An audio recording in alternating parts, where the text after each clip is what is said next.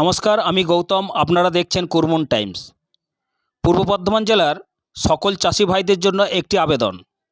সকল চাষি ভাইদের জানানো যাইতেছে যে ধানের খড় না পুড়িয়ে চাষের আয় বাড়ান।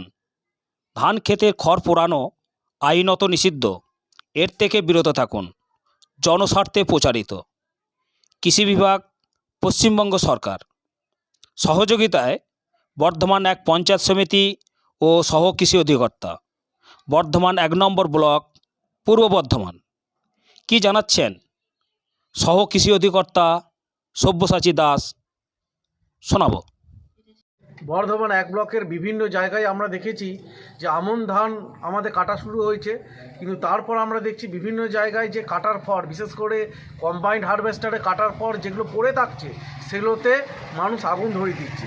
এই যে আগুন ধরাবার পরে মাটির নিচে কিন্তু কেঁচো বা যেগুলো ব্যাকটেরিয়া আছে সেগুলো কিন্তু আমাদের অনেক ধ্বংসপ্রাপ্ত হচ্ছে। এর ফলে কী হচ্ছে, পরবর্তীকালে যখন মানুষ সার দিচ্ছে বা পরবর্তী ফসলে সেই সার কিন্তু আপনি ধরুন ইউরিয়া দিলেন, সেটা কিন্তু নাইট্রোজেন যুক্ত খাবারে যে গাছ নেয় সেটা কিন্তু পরিণত করছে না। এই নাইট্রোজেনে পরিণত করে কিন্তু ব্যাকটেরিয়া। তার ফলে হচ্ছে কি, আমাদের সারের প্রচণ্ড পরিমাণে অপচয় হচ্ছে। অর্থাৎ যেখানে আগে আমরা দেখতাম কম পরিমাণ সারেই হয়ে যেত, এই ন্যাড়া পোড়ানোর ফলে কিন্তু হচ্ছে। আমাদের একটা চাষিদের মধ্যে ভ্রান্ত ধারণা আছে যে আমরা যদি ন্যাড়া পোড়াই মাটি ভালো হয় এবং মাটিতে আমাদের ফলন ভালো হয়। এটা সর্বৈব বিজ্ঞানসম্মতভাবে পরীক্ষা করে দেখা করছে সর্বৈব ভুল, এবং এতে কিন্তু মাটি চরম ক্ষতিগ্রস্ত হচ্ছে। এর ফলে যে আমাদের মাটি যেমন ক্ষতিগ্রস্ত হচ্ছে, তেমনি আমাদের পরিবেশ দূষণ হচ্ছে। কার্বন ডাই অক্সাইড, বিভিন্ন রকমের যে গ্যাসগুলো আছে, যেগুলো আমরা গ্রিন হাউস গ্যাস এফেক্ট বলি, সেগুলোতে কিন্তু গোটা পৃথিবী কিন্তু ভরে যাচ্ছে। এর ফলে মানুষের বিভিন্ন রোগ, ক্যান্সার, ফুসফুসের লাং ক্যান্সার, বিভিন্ন রোগ হচ্ছে। তো আসুন আমরা এই বছর একটা অঙ্গীকার করি যে বর্ধমান ১ ব্লকের কোনো জায়গায় কোনো জমিতে আমরা ন্যাড়া পোড়াবো না। সেই ন্যাড়াকে কীভাবে ব্যবহার করব, সেই ন্যাড়াকে আমরা সার হিসেবে পচিয়ে ব্যবহার করব, বা mulcher, happy cedar, zero টেরেজ machine দ্বারা এটাকে মাটির সঙ্গে মিশিয়ে দেব।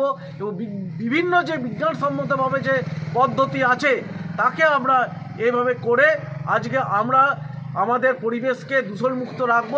এই হোক বর্ধমান ১ নম্বর ব্লকের সকল কৃষক বন্ধুদের, সকল চাষি ভাইদের অঙ্গীকার। আমাদের বিভিন্ন রাজ্যে, বিশেষ করে আমরা জানবেন এখনই দেখছেন দিল্লি, পাঞ্জাব, বিভিন্ন জায়গায় দূষণ হচ্ছে, এবং দেখেছেন তো ওখানের স্কুল বন্ধ করে দিচ্ছে, অনলাইনে ক্লাস চালু হয়েছে। তো আমাদেরও সরকার কিন্তু এই বিরুদ্ধে, বা যেটা আমাদের গ্রিন ট্রাইব্যুনাল আছে তার বিরুদ্ধে আমাদের অলরেডি কিন্তু আইন করেছে।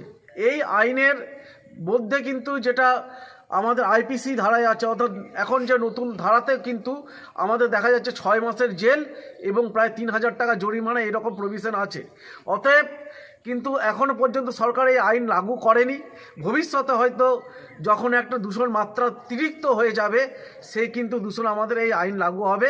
অতএব সমস্ত কৃষক ভাইদের আমার কাছে অনুরোধ, যাতে এই আইনের না এসে আমরা সচেতনতা বৃদ্ধি করতে পারি, যাতে আমরা আমাদের স্বাস্থ্য রক্ষার জন্য এবং মাটির স্বাস্থ্য রক্ষার জন্য, এই দুয়ের স্বাস্থ্য বিধি রক্ষার জন্য যাতে আমরা ন্যাড়া না পোড়াই।